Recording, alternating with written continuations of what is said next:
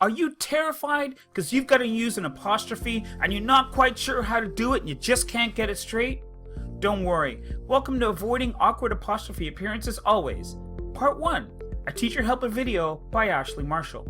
In this video, we're going to look at the two purposes of an apostrophe, what contractions are, and when to use and not to use apostrophes. Let's get started. This is an apostrophe. Yes, it's an apostrophe and not a top comma. Apostrophes are never used for plurals. That's a good rule for you to keep in mind. Say, for example, you're talking about a cell phone and you want to show that you have more than one.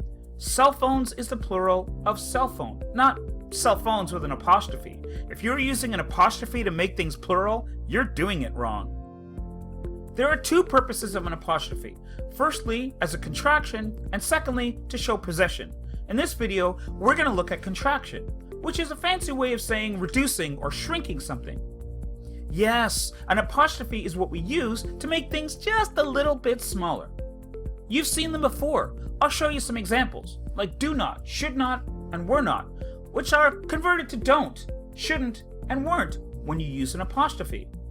Keep in mind that apostrophes are informal language. You should never use them in an essay, a report, or a formal letter. But you can use an apostrophe if you're using dialogue in something that you're writing for school, and certainly for a personal email. In fact, the place that we use apostrophes the most is in conversation with each other.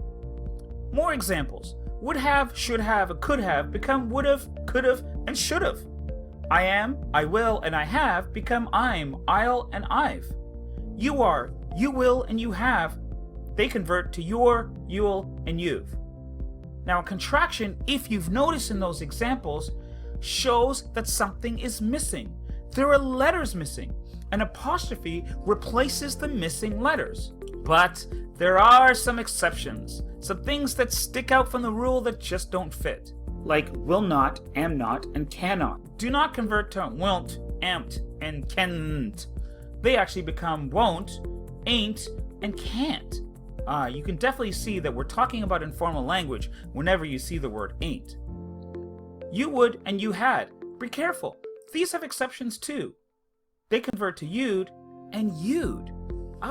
So the exact same contraction means two different things. You've got to look at the context to make sure that you're applying it in the correct way. He would and he had both convert to he'd. She is and she has also both convert to she's. Again, you've got to look at context to make sure that you're using it the correct way. They are, they will, and they have become their, they'll, and they've. That's pretty straightforward. Who is and who has, though, both convert to whose. And that's not to be confused with whose, as in whose donkey is leaning over my fence. That's not quite the whose we're looking for. Anyway, what are, what will, and what have become what are, what'll, and what've. And these are some really strange exceptions. Of the clock, and madam, with an apostrophe become o'clock, and ma'am.